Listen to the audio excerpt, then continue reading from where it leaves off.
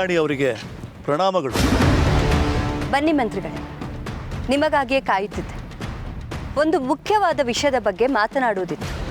ಹೇಳಿ ಮಹಾರಾಣಿ ಅವರೇ.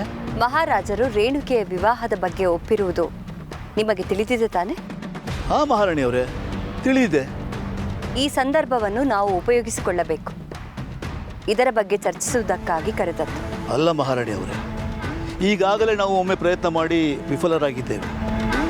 ಅದರಿಂದಾಗಿ ನೀವು ಮಹಾಪ್ರಭುಗಳ ಕೆಂಗಣ್ಣಿಗೂ ಗುರಿಯಾಗಿದ್ದೀರಿ. ಈಗ ಮತ್ತೆ ಹಾಗೆ ಮಾಡುವುದು ಅಪಾಯಕಾರಿ ಎನ್ನುವುದು ನನ್ನ ಅನಿಸಿಕೆ. ಅದೂ ಅಲ್ಲದೆ ಈಗ ನಮ್ಮ ಯುವರಾಣಿಯವರು ಯಾರನ್ನೋ ಪ್ರೇಮಿಸುತ್ತಿದ್ದಾರೆ. ಹೀಗಾಗಿ ನಾವು ಮೊದಲು ಹೋದ ಮಾರ್ಗದಲ್ಲಿಯೇ ಈಗಲೂ ಹೋಗಲು ಸಾಧ್ಯವಿಲ್ಲ ಮಹಾರಾಣಿಯವರೇ. ಅದೆಲ್ಲವೂ ನನ್ನ ಸ್ಮರಣೆಯಲ್ಲಿದೆ ಮಂತ್ರಿಗಳೇ. ಅದಾವ ಉಪಾಯವೂ ಬೇಡ. ರೇಣುಕೆ ಈಗ ಪ್ರೀತಿಯಲ್ಲಿ ಮುಳುಗಿರುವುದೇ ನಮ್ಮ ಕೈಯಲ್ಲಿರುವ ದೊಡ್ಡ ಅಸ್ತ್ರ. ನಮ್ಮ ಕಾರ್ಯ ಸಾಧನೆಗೆ ಇದೊಂದು ವಿಷಯ ಸಾಕು. ಮಹಾರಾಣಿಯವರೇ, ಅದು ಹೇಗೆ? ಯಲ್ಲಮ್ಮಳ ವಿವಾಹ ಇಂದು ನೆರವೇರಿದೆ. ರೇಣುಕೆ ಅಲ್ಲಿಂದ ಬಂದ ನಂತರ ಅವಳ ವಿವಾಹದ ಬಗ್ಗೆ ಮಾತನಾಡಿ ವರಾನ್ವೇಷಣೆಗೆ ಇಳಿಯುತ್ತೇನೆ ಎಂದು ಮಹಾರಾಜರು ಹೇಳಿದ್ದಾರೆ. ರೇಣುಕೆ ಈ ವಿವಾಹ ಬೇಡ ಎಂದು ಖಂಡಿತವಾಗಿಯೂ ಪಟ್ಟು ಹಿಡಿಯುತ್ತಾಳೆ. ಆದರೆ ರೇಣುಕೆ ಏನೇ ಮಾಡಿದರೂ ಮಹಾರಾಜರು ತಮ್ಮ ನಿರ್ಧಾರದಿಂದ ಹಿಂದೆ ಸರಿಯುವುದಿಲ್ಲ.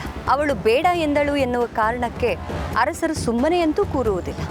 ಮಂತ್ರಿಗಳೇ, ಅರಸರು ವರನ ಅನ್ವೇಷಣೆಗೆ ಇಳಿಯುವುದಕ್ಕೂ ಮೊದಲು ನಾವು ಈ ಕೆಲಸವನ್ನು ಮುಗಿಸಬೇಕು. ನಿಮ್ಮ ಮಾತು ನನಗೆ ಅರ್ಥವಾಗುತ್ತಿಲ್ಲ ಮಹಾರಾಣಿಯವರೇ. ಮಂತ್ರಿಗಳೇ, ಅಂದರೆ ಅರಸರಿಗಿಂತಲೂ ಮೊದಲು ನಾವು ಒಂದಷ್ಟು ರಾಜಕುಮಾರರ ಪಟ್ಟಿಯನ್ನು ಸಿದ್ಧಗೊಳಿಸಿಕೊಳ್ಳಬೇಕು. ಅವರ ಕುಲ, ಗೋತ್ರ, ರಾಜಪರಂಪರೆ, ಇತಿಹಾಸ ಇವೆಲ್ಲವೂ ನಮ್ಮ ನಾಲಿಗೆಯ ತುದಿಯಲ್ಲಿರಬೇಕು. ಆಗಲೇ ನಮ್ಮ ಕೆಲಸವು ಸುಲಭವಾಗುತ್ತದೆ. ಇದೆಲ್ಲ ಸರಿ ಮಹಾರಾಣಿಯವರು. ಆದರೆ ಯುವರಾಣಿಯವರು ಪ್ರೇಮಿಸುತ್ತಿರುವುದು ರಾಜಕುಮಾರನ್ನೇ ಅಲ್ಲವೇ? ರಾಜವಂಶಸ್ಥರನ್ನು ಮಹಾಪ್ರಭುಗಳು ಖಂಡಿತವಾಗಿ ಒಪ್ಪಿಕೊಳ್ಳುತ್ತಾರೆ. ಹೀಗಿರುವಾಗ ಇದರಿಂದ ನಮಗೇನು ಲಾಭವಾಗುತ್ತದೆ? ಹೌದು, ಆದರೆ ಅವನಾರು ಎನ್ನುವುದನ್ನು ನಾವೇ ಖುದ್ದಾಗಿ ತಿಳಿದುಕೊಳ್ಳಬೇಕು. ಆನಂತರ ಅವನನ್ನು ಪಟ್ಟಿಯಿಂದ ಕೈಬಿಟ್ಟರಾಯಿತು.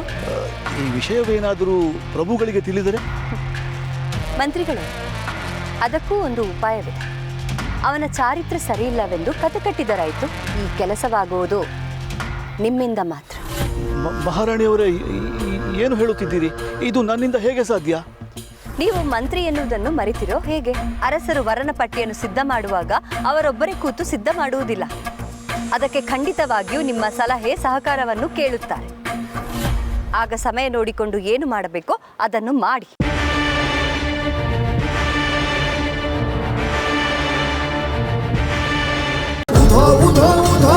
ರೇಣುಕಾ ಯಲ್ಲಮ್ಮ ಶ್ರೀ